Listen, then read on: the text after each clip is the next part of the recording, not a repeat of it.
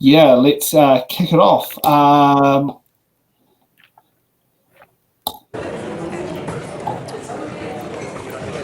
Right, members, can we take our conversations outside, please? Members, before the lunch break, the committee was considering the Equal Pay Amendment Bill and was debating Part 2, the consequential amendments to other acts. The question again is that Part 2 stand part. Mr Chair. The Honourable Rachel Brooking. Thank you, Mr Chair. Mr Chair, there's two issues I want to discuss with the Minister. The first one goes back to a discussion we were having before the lunch break about, obviously in Part 2, and I was asking questions about why we're forming views rather than forming a view, and in relation to Section 13E. So 13E is different from 13F, and my first question is if the bill was referring to the right section, because 13E, under the legislation as it stands at the moment, is that unions and employees may raise pay equity claims. And then 13F is the meaning of arguable. And of course, one of the things this bill does is changes the vocab. So we go from arguable to has merits. And we had a lot of discussion not enough discussion, but some discussion in Part 1 about those changes to 13F about the merits. So when I was reading these sections, both 54, Clause 54, which is the amendment to Section 82 of the Public Services Act, and also Clause 52, which is amending Section 161 of the Employment Relations Act, I read it as if it was referring to 13F, which is this, what is the meaning of a merit-based or an arguable claim, as opposed to what is the what is it to do with unions and employers may raise pay equity claims. So there might be quite a simple answer to that, but I do want to check that the reference to 13E of the Equal Pay Act 1972, and both Clause 54 and Clause 52 is the correct one, that it's the correct letter, that it's E and not F, because on my reading of it, it would make a lot more sense if it was F. So that's my first question, quite a simple question there. Is it E or F? My second question goes to comments that the Minister has made in some of her answers just before the lunch break. And they were about, she referenced that there was a robust parliamentary process happening now with this all stages urgency bill that we didn't see until the Minister started speaking on it.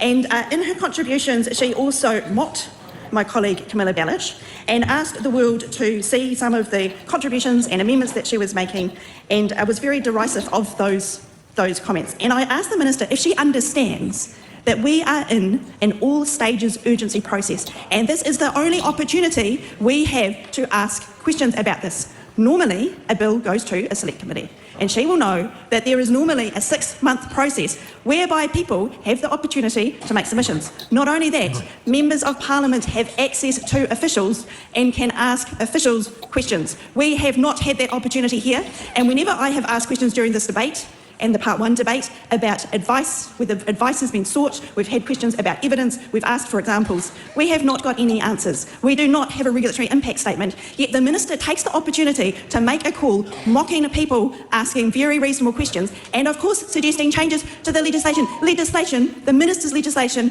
that we do not like. We say your legislation is going to result in fewer people, your legislation, Minister, not the Chair's legislation, that this legislation in the Minister's name is going to result in fewer pay equity claims. That is the point of this legislation. So of course, we are going to take every opportunity to try and amend this terrible legislation that we think is a disgrace. And why is it, Mr Chair, why is it that the Minister would take an opportunity to mock members doing that? And does she understand that it is very unusual and goes against our constitutional conventions to pass such important legislation where there is no urgency, there is no emergency in all stages without an opportunity for the public to have any say? Mr Chair. The Honourable Brooke van Veldon. Well, thank you, Mr Chair. I think that does deserve a response. Look, my suggestion that we were having a robust parliamentary process potentially is too generous if the member does not believe that the contributions from her side have been robust. I believe that that's the place for this Parliament to have robust contributions and debate. In response to the suggestion that my comments were mocking the Labour member prior to the lunch break, that was not my intention. I simply suggested we should look at the oddity that it is that the Labour Party believes in pay equity and wants people to have pay in their pockets, but at the same time was putting forward a contribution to extend the timeframe for when workers would receive that money. I think all members of our community external to these walls would be interested in that contribution.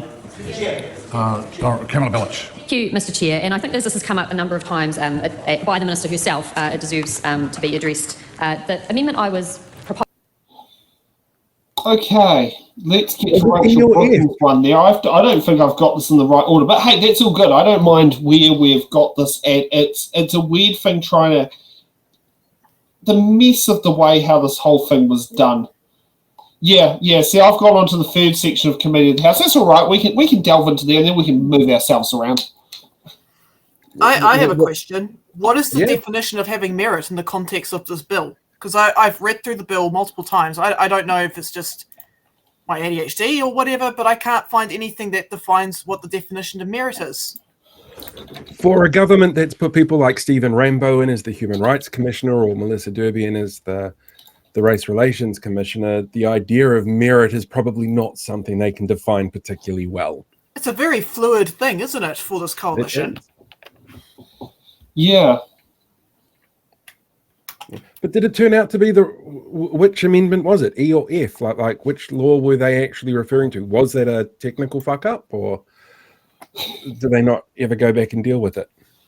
Who knows? You didn't really answer the question. I've read the bill a couple of times now, and I'm just like, I'm still just as confused as I was when I was first reading it. Yeah. And how was the section of the redacted part? Oh, God, there's just so much crap I've got to wade through. I didn't even look at the redacted part. And try to hold it up to the light to see if you can see what the words were. I think that only works in the old-fashioned way. The digital version's a little bit Quick, more you got to squirt some lemon juice on it, and maybe you'll see the words. Maybe it's like magic ink or something. Yeah. It does say a lot though that if they're redacting stuff out of the bill. Like what is so important that they feel it needs to be redacted about changing how equality and equity works in pay? It can't be anything commercially sensitive. Yeah, it's a really interesting surely one. not. So what don't they want us to see? And who would like to leak me the documents? info@paultheotherone.com. If you have access to the documents that aren't redacted, feel free to send them through at any time. Oh, yes. I don't know. Well, considering how many MPs are like using their personal email, I'm sure it would be easy to find. You'd think so. I'll just ask ChatGPT. Which MP will link it to you? And the word Peter doesn't, though. I don't get particularly a huge amount of emails come through from anybody in the coalition. And the last time I had to interact with any of them, the look I got was, oh God, what's this thing I've stepped in? Yeah. Okay. Thanks for watching. Make sure you're subscribed to our Facebook